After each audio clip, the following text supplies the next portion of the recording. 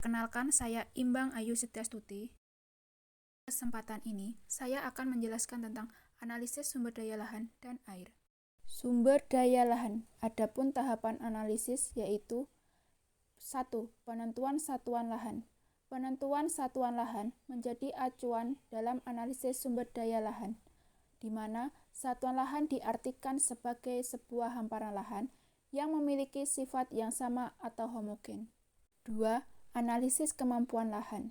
Kemampuan lahan merupakan karakteristik lahan untuk mendukung suatu hamparan lahan, di mana kelas kemampuan lahan dibedakan menjadi 8 kelas. Kelas 1, 2, 3, dan 4 dapat diolah untuk tanaman pertanian, sedangkan kelas 5, 6, 7, dan 8 tidak dapat diolah sebagai lahan tanaman pertanian.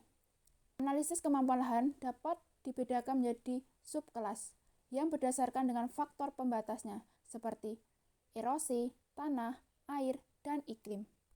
3. Analisis kesesuaian lahan.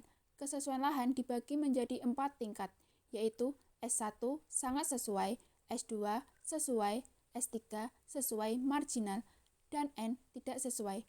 Hasil dari analisis kesesuaian lahan digunakan untuk mengambil keputusan dalam merencanakan penggunaan lahan yang sesuai. 4. Rekomendasi penggunaan lahan.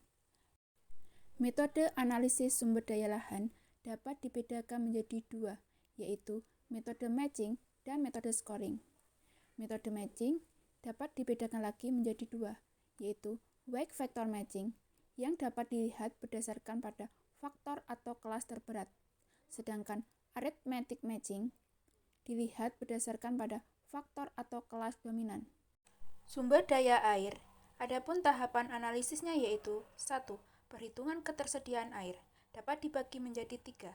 1. Ketersediaan air meteorologis yang ditentukan dengan metode neraca air Thorne Weight Meter. 2.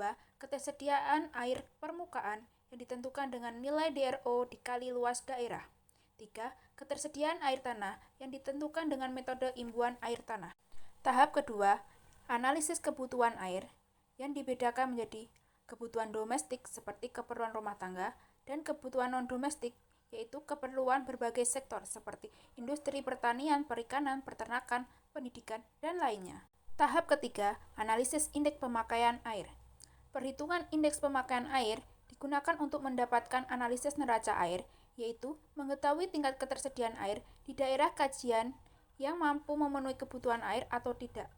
Tahap keempat, rekomendasi pengelolaan air,